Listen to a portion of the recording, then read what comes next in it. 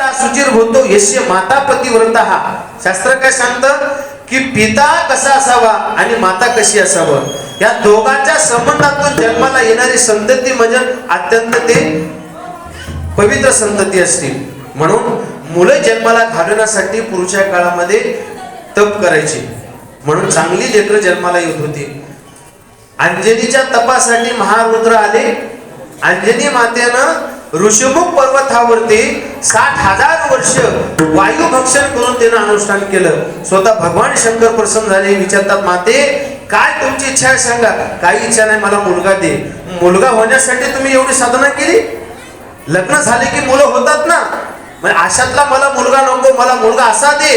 आईचा मुलगा द्यावा गुंडा, आणि ज्याचा तिन्ही लोकांमध्ये झंडा फडकणारा असा मला मुलगा दे. भगवान शंकर विचार करतात की असा ह्या त्रिभुवनामध्ये कोणीच नाही माते, मीच तुमच्या पोटी जन्माला येतो.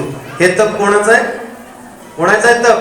आईचं तप आहे आणि बापाचं तप. या दोघांच्या तपातून संतती चांगली जन्माला येते. मग तुकोबारा सांगतात, शुद्ध बीजा पोटी फळे रसाळ गोमटी. अनेक आपल्याला उदाहरण देता येतील. तसं म्हणे एवढं तुम्ही अनुष्ठान केलात, स्वतः मीच तुमच्या पोटी त्या ठिकाणी जन्माला येईल आश्वासन दिलं. आणि याची कीर्ती कुठं तिन्ही लोकांपर्यंत पसरली. कोणाची? सत्य अनुसयांची कीर्ती.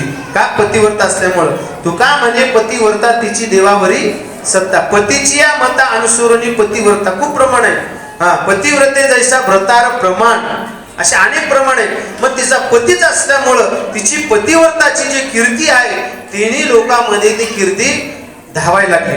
धावत असताना, कारण एके दिवशी असं झालं, तिची जी एक असणारी एक सखी होती, म्हणजे शिष्य, शालिंडे नावाची मुलगी होती. आणि तिनं त्याची शिष्य असल्यामुळं त्याने विचार केला, अहो पतिव्रता तुमच्यासाठी, तुमच्यासारखं पतिव्रता होण्यासाठी काय करावं? तिनं म्हटली, लग्न करायचं. लग्न झालं की पतिव्रता राहता येतं. मग ते मुलीच्या लक्षात आलं, मग कसं करायचं? काही नाही, उद्या सकाळी भगवान शंकराच्या मंदिराचा जो कोणी पहिला तुला दिसेल पुरुष त्याच्या बरोबर तू लग्न कर. मग तिने सकाळी पहाटे 5 वाजता उठून भगवान शिवाच्या मंदिरामध्ये गेली. तर सकाळी ज्याचं दर्शन झालं, जे कुष्ठरोग त्याला अंगाला बोललेलं होतं, असा पुरुष त्याला पाहिल्यानंतर तिचा किती दृढ विश्वास होता बघा तिनं असून अनुसयावरती. ती शांडिलीने विचार केली की पहिला पती हाच माझा आहे आणि पहिलं दर्शन यांचं झालंय. आणि मंदिरातला हार घेतली, त्याच्या गळ्यात माळ घातली. तिनं घातल्यानंतर त्याला अतिशय आनंद झाला. म्हणे मला कोणी पोटाला खायला घालत नव्हतं, कोणी मला विचारत नव्हतं, एवढी सुंदर मला बायको भेटली. तिला आनंद झाला. त्यानं म्हटलं की आता घरी चला. मग त्याच्या घरी घेऊन गेली. त्याने टोपल्यामध्ये धरलं. घरी नेत असताना चालता काय झालं, आणि जात असताना त्याला एक वेश्या बघितली. त्यानं वेश्या बघितल्यानंतर त्याच्यावर मन केलं. सुंदर बायको असताना जी माणसं बाहेर लक्ष घालतात त्याच्यासारखे पापी जगात कोणतेच नाहीत महाराज. धर्मशास्त्र असं सांगते ना, अग्निकुंड समान नारी धृतकुंभ समान पार्श्व स्थिता सुंदरी तस्यनो चलते म्हणा. सुंदर स्त्रीला पाहिल्यानंतर तो काय म्हणतो की मला त्या स्त्रीकडे जायचं आहे, काही कर, माझी इच्छा पूर्ण कर, तुला पतिव्रता व्हायचं असेल तर. मग तिनं काय केलं, त्या वेश्याच्या घरी तिनं 6 महिने सडा संवर्जन केली आणि सांगितलं, बाई माझ्या मालकाची इच्छा थोडी पूर्ण कर, मी तुला 6 महिने आतापर्यंत सेवा केली. तिने म्हणजे काही हरकत नाही.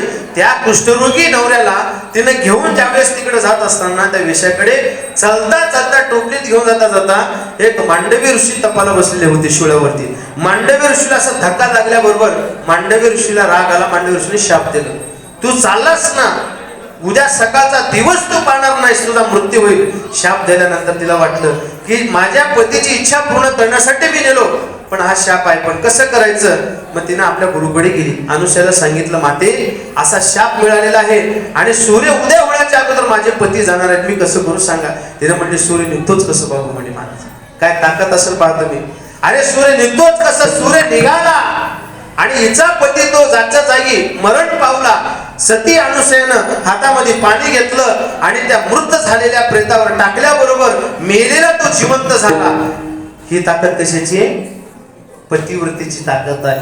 पती जिवंत झाल्यानंतर तिला आनंद वाटला आणि हे कीर्ती त्रिभुवनामध्ये गेली. नारदांचं काय असतं माहिती आहे का तुम्हाला? नारद तिथून जे निघाले तिथून कुठं वैकुंठ लोकांमध्ये गेले. वैकुंठ लोकात गेल्यानंतर भगवान परमात्मा नव्हते, लक्ष्मी माता होती. लक्ष्मी मातेने म्हणाली, या नारदा या, घाली संदासी आसने पूजा करी काय वाचा म्हणे, एका जनार्दनी जाणे इच्छिले ते पुरवी. आपल्या घरी कोणी अतिथी आला तर त्याचा मान सन्मान करावा, कोणाचा अवमान करू नये. भिकारी जरी आला तर भिकाऱ्याला सुद्धा आपण भीक द्यावी, परत पाठवू नये. हा संसारिकाचा महाराजा गुण आहे. म्हणून त्याने नारदांची पूजा केली आणि नारदाला विचारलं, सांगा महाराज कसं काय आला? काहीच नाही, गुस्सा झालो होतो. काही बातमी काही? कारण तुम्ही फिरणारे असल्यामुळे पत्रकारात ना, तुम्ही काही पत्रकार असल्यामुळे तुम्ही ऍडव्हर्टाईज देणारे आहात. काही बातमी काही? काय सांगावं माते, काय बातमी सांगावं? या तिन्ही लोक, या मृत्यू लोकांमध्ये एक अनुषा नावाची स्त्री आहे आणि तिची कीर्ती एवढी त्या ठिकाणी व्हायला लागली. पतिव्रता म्हणून स्त्री आहे आणि स्वतः मृत झालेल्या एका माणसाला तिने उठवलं, एवढी तिची ताकद आहे. एवढं म्हटल्याबरोबर लक्ष्मी मातेचं डोकं फिरलं. त्याला वाटायचं की आम्ही किती मोठे देवाचे बायका आहोत, वाटायचं. पण काय झालं, तिचं डोकं उडलं. तिने काय केले, नारद तिथून सांगून गेले. तिथून फोन केली कोणाला? पार्वती मातेला. हॅलो हॅलो, बोला बोला, काय काही तुम्हाला माहिती नाही? काहीच माहिती नाही. मृत्यू लोकांमध्ये एका सामान्य स्त्रीचं वर्चस्व वाढायला लागलं, आपल्यापेक्षा ती मोठी झाली. मग तिने ऐकलं, तिलाही रागलं. मग तिनं आणखी फोन केलं तिसरीला. कोण? ब्रह्मदेवाची सावित्री. तिला फोन केला. हॅलो, हा बोला, काय चाललंय? काहीच नाही म्हणे, असं मृत्यू लोकांमध्ये घडलेलं आहे, काय करायचं सांगा? काही नाही म्हणजे काही असो, पण तिचं आपण पातिवर्तन भंग करायचं, भ्रष्ट करायचं. बघा, हे लौकिकातली भाषा बघ. काय एखादा पुरुष चांगला होत असेल तर लोकांचं पोट दुखते, एखादा शेजारी चांगला होत असेल तर शेजाऱ्याचं पोट दुखतं, एखादी स्त्री चांगली असेल तर शेजाऱ्याच्या बाईचं पोट दुखतं. महाराज, म्हणून तरी असे असतात. आता सुद्धा विकृत भावनेची लोक आपल्याला